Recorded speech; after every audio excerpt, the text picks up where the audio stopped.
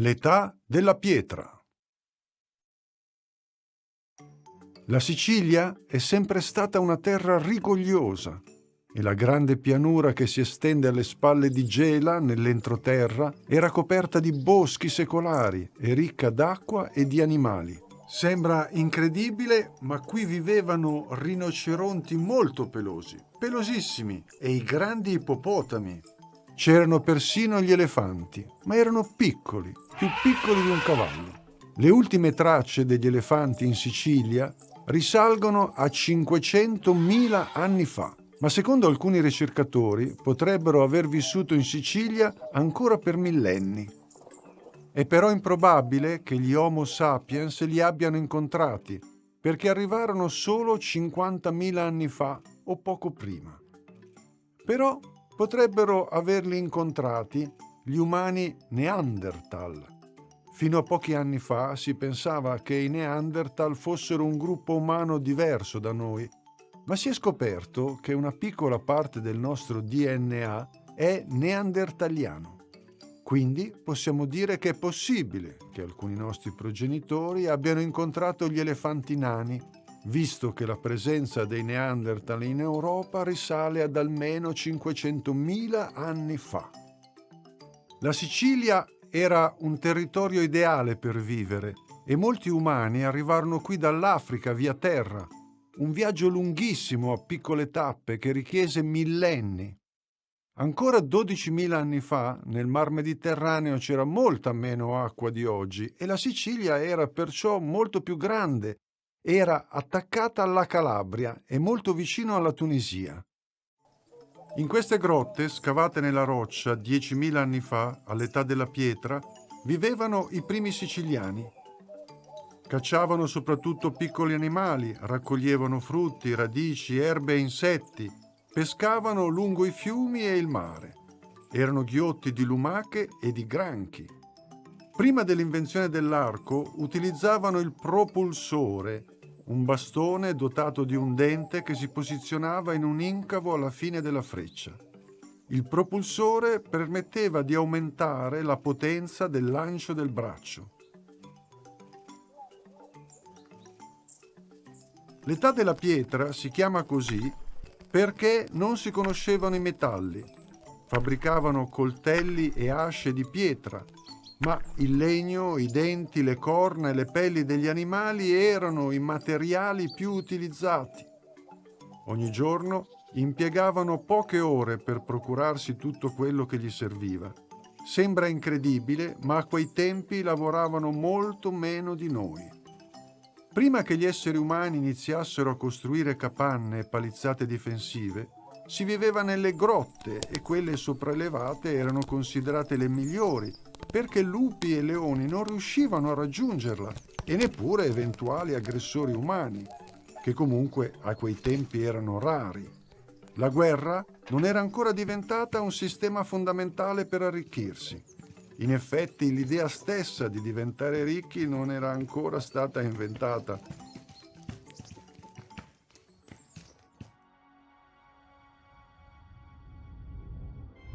Gela greca. La Sicilia è al centro del Mediterraneo e prima del 1000 a.C. dalla Calabria arrivarono i Siculi ed altre popolazioni provenienti dall'est. Dalla Tunisia poi giunsero i cartaginesi. Ma furono i greci, provenienti da Creta e da Rodi, a fondare Gela nel 688 a.C., 2700 anni fa. Le navi a quel tempo erano mosse dal vento grazie a grandi vele. Le navi da guerra erano mosse anche da rematori. Le più grandi avevano 3 file di remi sovrapposte, le triremi. A bordo c'erano 5 ufficiali, 14 marinai e da 14 a 40 fanti armati di lance e protetti da un'armatura e da un grande scudo. I fanti erano reclutati tra gli aristocratici e dovevano pagare di tasca loro le preziose armature e le armi di metallo. C'erano poi 4 arcieri. Ma il punto di forza delle triremi erano i 170 rematori. Questi facevano parte della popolazione più povera e dovevano seguire un duro allenamento. Remavano in uno spazio ristretto, circa 80 centimetri. Erano nudi, con l'unica comodità di essere seduti sopra un cuscino. In battaglia venivano ammainate le vele per garantire un maggiore controllo dei movimenti della nave, grazie proprio all'abilità dei rematori. Spesso le triremi cercavano di speronare le imbarcazioni nemiche con il rostro appuntito e ricoperto di metallo, lungo fino a 2 metri, che sporgeva dalla punta della nave. Dopodiché si tentava l'arrembaggio. I rematori abbandonavano i remi e partecipavano alla battaglia, sempre nudi e senza scudo, armati solo di lance, pietre e fionde, che scagliavano proiettili di metallo e sassi. 2500 anni fa, Gela era uno dei maggiori porti del Mediterraneo, una grande potenza commerciale che alcuni hanno paragonato alla New York di oggi. Era circondata da imponenti mura dotate di torri. Probabilmente vivevano qui 50.000 persone, artigiani, commercianti, servi, schiavi e le famiglie dell'aristocrazia guerriera che abitavano in ricche case. I servi e gli schiavi in misere capanne o in case molto semplici. Le abitazioni più belle avevano un cortile recintato da un alto muro con alberi da frutta, un orto e un pozzo, e terrazzi ombreggiati da rampicanti.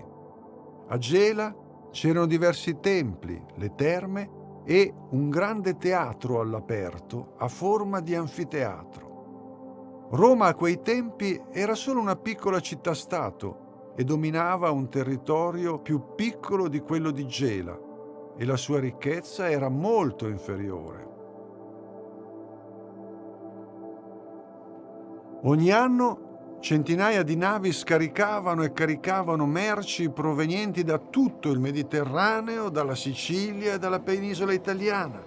Merci che avevano attraversato l'Europa su zattere, lungo i fiumi e sulle schiene di asini e muli.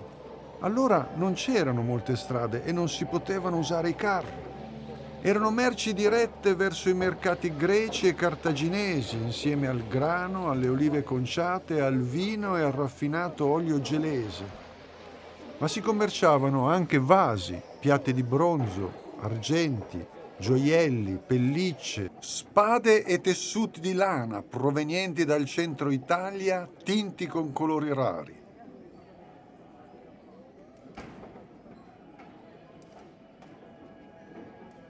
Nel museo di Gela è conservato anche il preziosissimo oricalco citato nell'Iliade, una lega di zinco e rame che conteneva anche tracce di nichel, piombo e ferro. Di questo oricalco antico esistono oggi pochissimi lingotti ritrovati proprio nel carico di una nave affondata di fronte a Gela.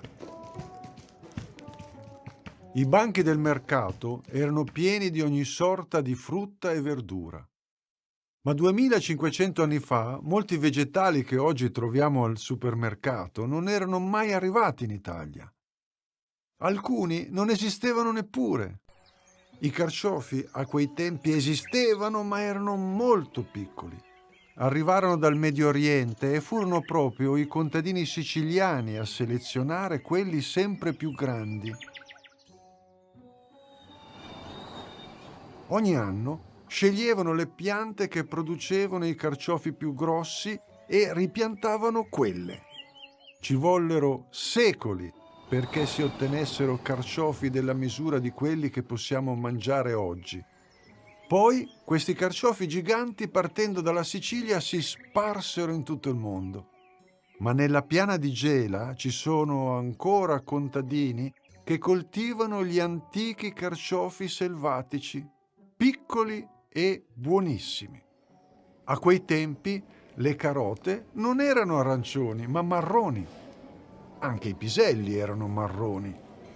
Gli asparagi e le fragole erano piccoli, le angurie erano dei cetriolini insipidi e bianchicci, C'erano rape, cavoli, lenticchie, cipolle e aglio in grande quantità.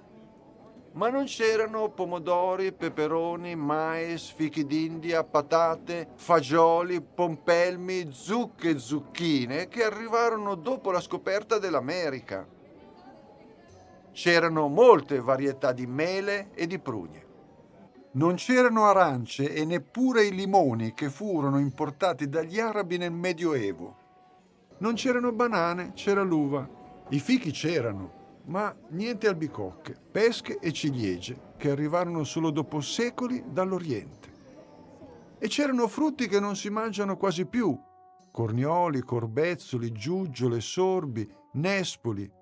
Si mangiavano in grande quantità funghi, radici selvatiche e erbe che crescono spontanee.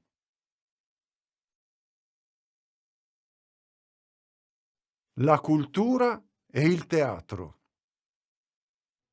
Gela era un centro culturale importante. Qui maturarono nuove idee e conoscenze. A Gela vissero molti personaggi dotati di straordinario talento. Camminando per le strade potevi incontrare Euclide, quello che inventò la famosa geometria euclidea, che pare sia passato di qua. E potevi incontrare gli allievi di Pitagora, quello del famoso teorema di Pitagora. Passeggiando ti capitava anche di incrociare il filosofo e matematico Timagora. Ma come mai tanti matematici vissero a Gela? Il motivo è che una potenza navale, commerciale e agricola aveva bisogno della matematica e della geometria. Erano le tecnologie avanzate del tempo, come oggi lo sono i computer. Erano fondamentali per calcolare quanti alberi erano necessari per costruire una nave, quanti quintali di grano servivano per seminare un campo e quante merci potevano essere trasportate da una nave. Il teatro di Gela fu molto importante. Qui vennero rappresentate le tragedie di Eschilo, un altro famoso abitante di Gela, e di Apollodoro di Gela, che era pure lui di Gela, come dice il suo nome. A teatro accorrevano migliaia di persone e questo era un grosso problema per gli attori, che avevano difficoltà a farsi sentire da così tante persone. Allora non esistevano gli altoparlanti. Gli antichi architetti trovarono una soluzione geniale. Scoprirono che dando al teatro una forma semicircolare a gradoni, la voce degli attori veniva udita bene anche a una notevole distanza.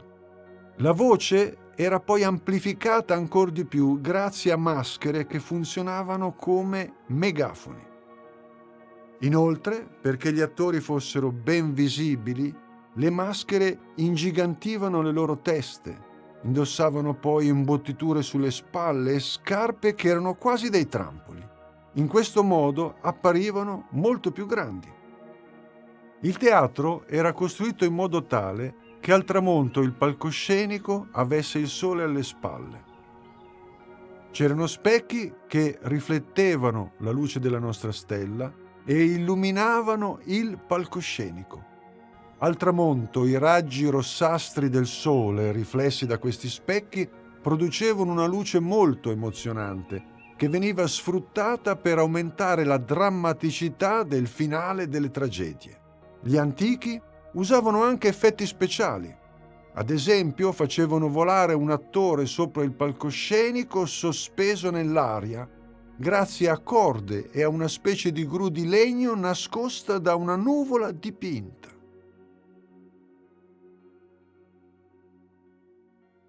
Nelle vie del mercato del porto potevi incontrare Archestrato da Gela, che andava alla ricerca di prelibatezze per una cena.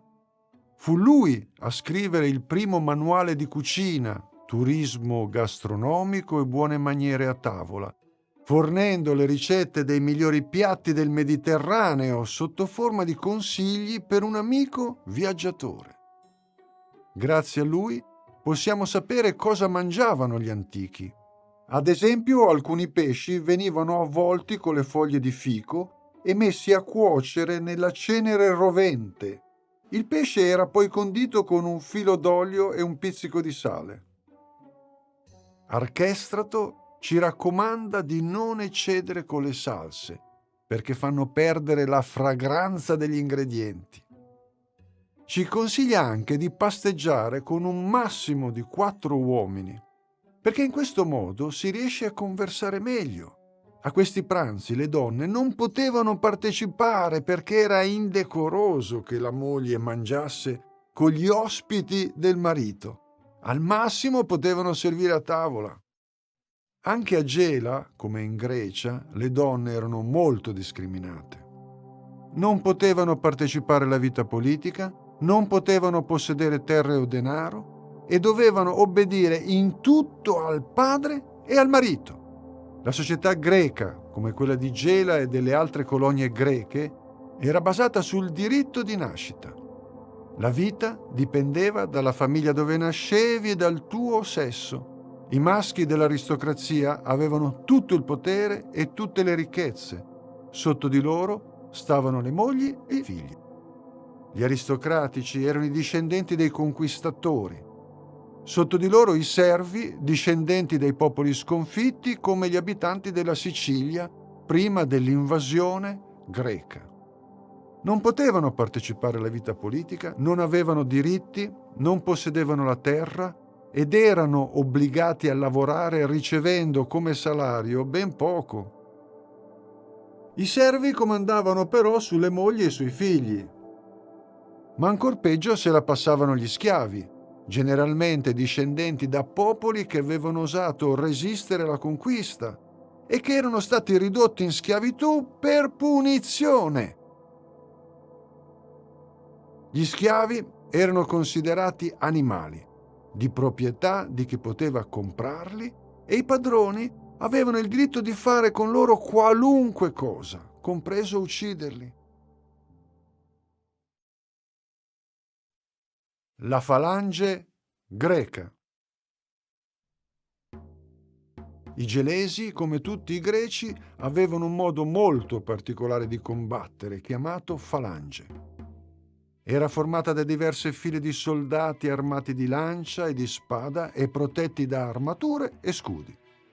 Questi soldati si disponevano uno vicino all'altro e i loro scudi formavano una muraglia che li proteggeva dalle frecce, dai proiettili lanciati con le fionde e dai colpi di lancia e di spada. Dal muro di scudi spuntavano le lance delle prime file di soldati che le muovevano avanti e indietro cercando di colpire i nemici. La falange diventava così un'istrice di lance impenetrabile e terribile. Quello che succedeva in realtà è ben diverso da quanto si vede al cinema. I film ci mostrano i greci schierati a falange prima della battaglia. Ma poi rompono lo schieramento e lo scontro si trasforma in una serie di duelli più o meno individuali. Ma lo schieramento a falange non veniva mai abbandonato e vinceva la battaglia proprio chi non rompeva le file. La falange era una specie di carro armato che andava a sbattere con enorme potenza contro lo schieramento nemico. Il momento più drammatico era proprio lo scontro iniziale. I soldati della prima fila venivano spinti avanti da quelli dietro e tutti usavano le lance per colpire i nemici. L'obiettivo era travolgere gli avversari. Combattere in questo modo richiedeva un lungo allenamento perché i movimenti dei soldati dovevano essere sincronizzati. Ma anche superare la paura richiedeva allenamento. Soprattutto chi stava nella prima fila aveva molte probabilità di morire perché veniva schiacciato tra i nemici davanti e i compagni di dietro. Il rumore di questo impatto era spaventoso. I greci avevano diverse parole per indicarlo a secondo che fosse dominato dalle urla dei feriti, dal cozzo degli scudi e dal suono di migliaia di lance che colpivano o si spezzavano. Nel 405 a.C. Gela resistette eroicamente all'assedio dei cartaginesi. Le donne gelesi non vollero abbandonare la città e di notte riparavano le mura danneggiate durante il giorno. Alla fine i gelesi fuggirono dalla città. I cartaginesi avevano vinto, ma vennero colpiti dalla peste, risalirono sulle loro navi e tornarono a Cartagine portando con loro la malattia che anche là fece strage. Poi, nel 282 a.C., Gela fu rasa al suolo dai mercenari mamertini e per secoli della città restò solo un piccolo villaggio abitato da pescatori e contadini.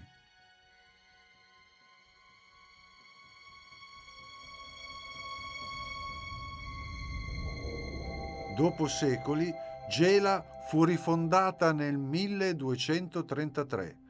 Te lo racconterò nella seconda parte di questo cartone animato.